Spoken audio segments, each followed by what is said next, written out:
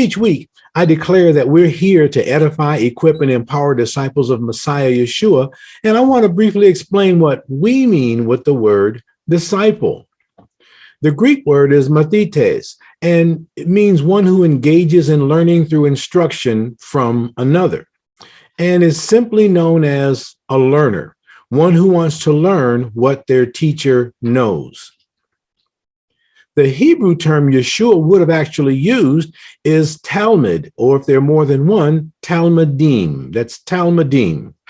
And this term means one who is an apprentice of another, simply known as one who learns to live like their instructors, literally, including learning their mannerisms. We want to help those who agree with Yahweh's covenant learn to follow Yeshua in belief and behavior, both verbally and visually, and to do so without becoming Jewish, because the word of God is for those who want to follow his instructions for life. So with that, let's move on to today's lesson information. This is part 2 of our 3-part series, Ruth, a woman worth remembering. We've got 3 main characters that we will see throughout, and they are Naomi, who we met the last time we were together on the series, Ruth, and then a man named Boaz. Throughout this journey, we're going to learn that Naomi is being used to show us what happens with significant loss and how it can impact you. Through Ruth, we're going to see what love really is. Not quite a Hallmark thing, but love from God's perspective. And then there's Boaz. He's going to show us, or be used to show us, the importance and significance and the part each of us plays in a legacy. All right. We want to start with a brief recap, and we're going to begin by reading Judges 21:25 through Ruth chapter 1, verse 5. And it reads, "In those days, there was no king in Israel. Everyone did what was right in his own eyes. Now it came about in the days when the judges governed that there was a famine in the land. And a man of Bethlehem in Judah went to reside in the land of Moab with his wife and his 2 sons. The name of the man was Elimelech, which means my God is king. And the name of his wife was Naomi, which means my pleasant. The names of his 2 children were Mahlon, sickness, and Chilion, wasting. Ephrathites of Bethlehem. And Ephrathite is actually a play on words. Ephrathah was Bethlehem's original name. So this family of 4 entered the land of Moab, and they remained there. Then Elimelech, Naomi's husband, died, and she was left with her 2 sons. And they took for themselves Moabite women as wives. The name of one was Orpah, which means fawn, and the name of the other, Ruth, companion. And they lived there about 10 years. Then Mahlon and Chilion also died. And the woman was left without her 2 husbands, not her 2 husbands, her 2 sons and her husband. Wow. What a way to start a book off. Well, basically, this is letting us know that during the time when Israel did not have a king, they were ruled by judges whom God raised up to get them out of a jam that they had gotten themselves into. They lived according to what we called situational ethics, which is another way of saying anarchy. Everyone was doing what they thought was the right thing in their own eyes. And so during the famine, Elimelech took his wife and 2 sons, moved from Bethlehem to Moab. If you can see the map, because you have the video on, you see it's kind of a hop, skip, and jump right around the Dead Sea area. While in Moab, Elimelech died, leaving his wife as a widow. Their 2 sons married Moabite women. And during the 10 years that they were there in Moab, the sons also died. They'd moved there because they needed to survive, but they didn't last even 10 years. Well, now word got to Naomi that there was food once again back in Bethlehem. So she decided to return and attempted to persuade her daughter-in-laws, the 2 of them, to stay among their own people and don't go back with her, because my people are foreign to you. Orpah decided to stay in Moab. However, Ruth made it very clear that in no uncertain terms, she was not going to leave Naomi because she was a true companion. When they arrive in Bethlehem, Naomi is recognized. "Oh, it's Naomi. It's Naomi." And she responds, "Don't call me Naomi, my pleasance, because I'm not pleasant anymore. I'm Mara. I'm bitter. Because the Almighty has dealt bitterly with me. I left full with a husband and 2 sons, and I return without them. I'm empty. Wow. At this point, I need to wedge something in about bitterness, okay? In our story, Naomi is bitter. She changes her name from being pleasant to being bitter tomorrow to reflect that. She's bitter with God. She's angry with him for taking her home, taking her away from her friends. And then when she gets to this new place, he takes her husband, takes her sons, and she resents the fact that he's left her all alone. But if you notice, that's a misperception. Naomi's driving away the companionship and support God provided for her through her daughters-in-law. Bitterness is a spiritual poison. If it establishes a root in your life, it can defile you. It's a source of spiritual and physical problem. We're going to read Hebrews 12:15. Looking diligently, lest any man fail of the grace of God, lest any root of bitterness springing up in you, and thereby many be defiled. Bitterness is often accompanied with anger and resentment. And if it takes root in your life, it can cause you to implode or explode. By implode, to break down or fall apart from within. You're allowing external pressures to finally cave in on you and you crumble. It's the result of internalizing feelings and trying to keep them hidden.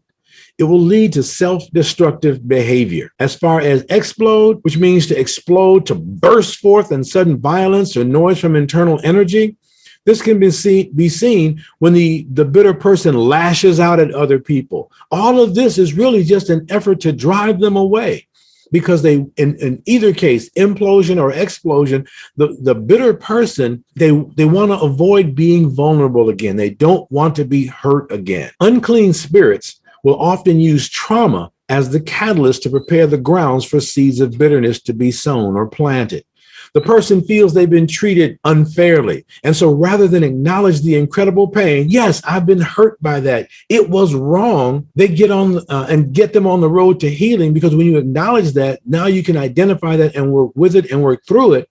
The bitter person allows bitterness to consume them. But why? What is holding this bitterness in place? The greatest thing that typically holds bitterness in place is unforgiveness. When an offended person is ready to be freed from their self-imposed prison, they will forgive. Forgive means I release you from my vengeance upon what you have done against me or someone close to me. I'm going to let God himself handle that. It's like when a person offends you, they put a fish hook in your life. And the thing is, as long as the fish hook is there, you can't be healed because it's going to remain an open wound. But as soon as you say this fish hook has been a problem and it hurts and you remove it, then healing can begin. With forgiveness, the process of healing and restoration can begin. So that's the wedge. On with the story. Picking up Ruth chapter 1, verse 22 through chapter 2, verse 5. So Naomi returned, and with her Ruth the Moabitess, her daughter-in-law, who returned from the land of Moab. And they came to Bethlehem at the beginning of the barley harvest. Now, Naomi had a relative of her husband, a man of great wealth, of their family. His name was Elimelech. Of Elimelech's family, whose name was Boaz. And Ruth the Moabitess said to Naomi, please let me go to the field and glean among the ears of grain following one in whose eyes I may find favor. And she said to her, go on, my daughter. That's my biblical sounds, right? So she left and went and gleaned in the field after the reapers. Those are the harvesters that gather the grain that's ready to be harvested. And she happened to come to the portion of the field belonging to Boaz, who was of the family of Elimelech.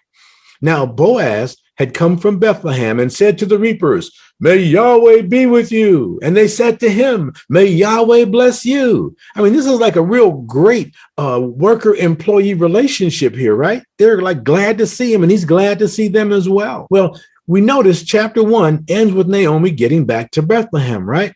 With Ruth the Moabitess. They make a point of that. This next chapter opens up with a setup. It says that Naomi's late husband had a wealthy relative named Boaz. You just step right into that, right? Well, as we follow along, then we see Ruth the Moabitess has a talk with Naomi. You see, she realizes Elimelech, who is passed on, didn't leave a big inheritance. Social Security hasn't been implemented yet. and there are no food stamps or EBT cards to get food. Ruth knows they need a source of income to survive because Naomi is old and Ruth, she's young and she can work. So after checking the want ads in the Bethlehem Chronicle, she doesn't find any work for executive assistants, receptionists, or even Bethlehem's White Castle.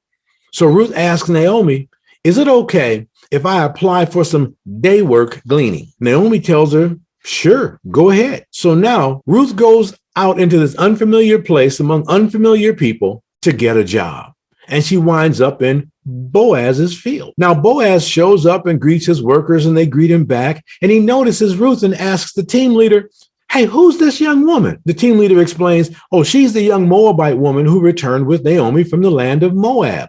She asked if she could glean here, and she started this morning, been working all day. Good worker, too. Boaz then goes over and speaks to her. He says, listen carefully, my daughter. He's very respectful towards her. And he says, don't go anywhere else, but stay with my young women.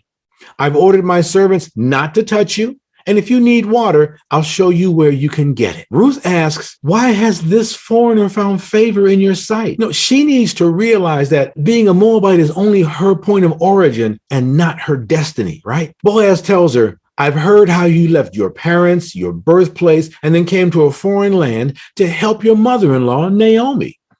May Yahweh reward you. And may your wages be full from the God of Israel, because you've come here for protection and support. Ruth appreciates the conversation, especially since, well, she says, I'm not like one of his regular workers.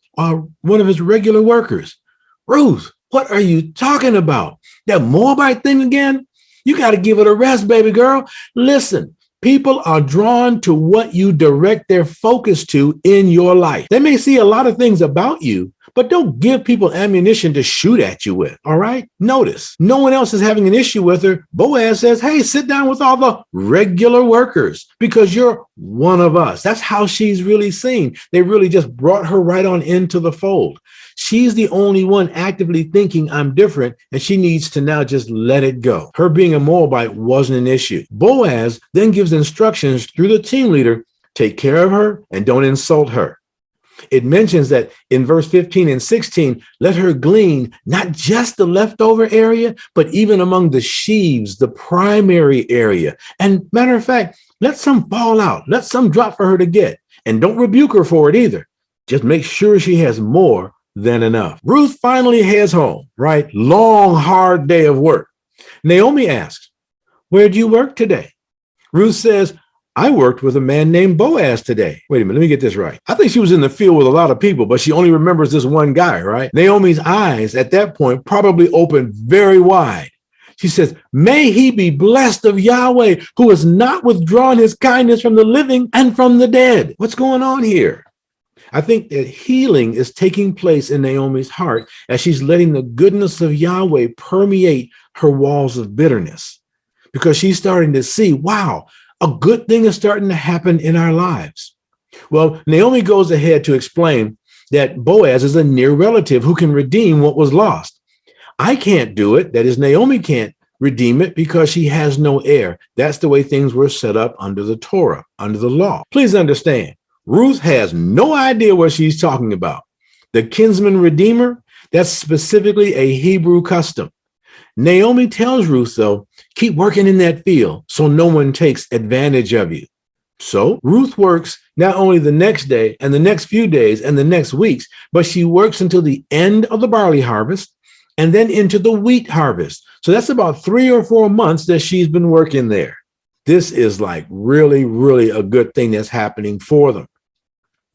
Now, the Bible is pretty straightforward on most things, in case you hadn't noticed.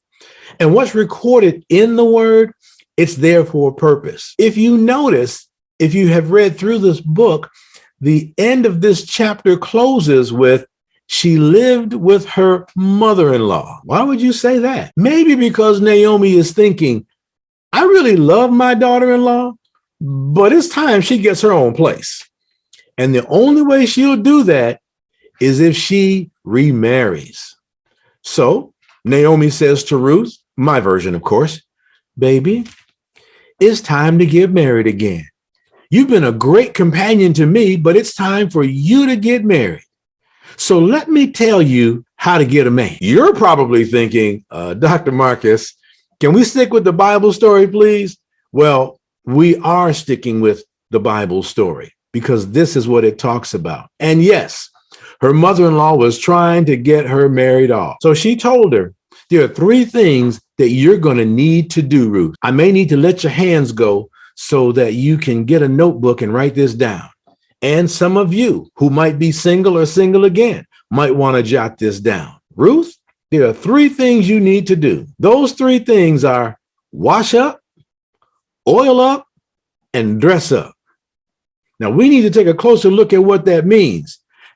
And we're going to do that in our next lesson. Remember, sometimes I refer to the Bible as his story.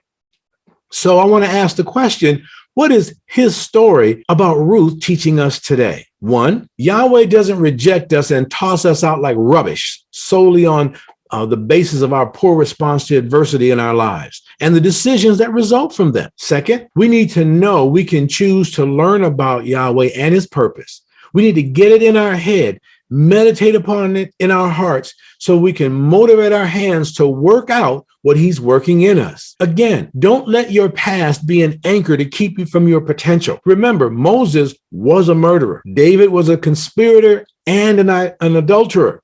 Zacchaeus was an unjust tax collector. And all these lives are returned to a righteous path because they made a choice to follow the Lord. 3, we need to glance at, not gaze back at our past, and thank Yahweh that we did survive. 4, we need to realize our past alone doesn't have the strength to keep us from acknowledging, accepting, and acting on Yahweh's instructions for our present and our future potential. This will only happen if we see ourselves as worthless than the value he's assigned to us. And in his mind, value hasn't changed. Number 5, our value isn't changed by what has happened to or around us. Can you see this? It's a $100 bill. Okay, it's a fake $100 bill. And I'm going to put one on the screen if you can see it. Imagine if I took this $100 bill and I crumpled it all up, and I threw it on the ground, I stepped all over it, tap danced on it, then I picked it up and I threw it away into some garbage can and closed the lid. And then a little while later, I go back to the garbage can, pick it up, take it out, try to straighten it out a little bit. Has its value changed at all? No, it has not. You are not worth less to Yahweh because of whatever it is that you've been through, any more than this $100 bill or a real one will be worth less because of what it's gone through. To Yahweh, your value doesn't change. Shalom.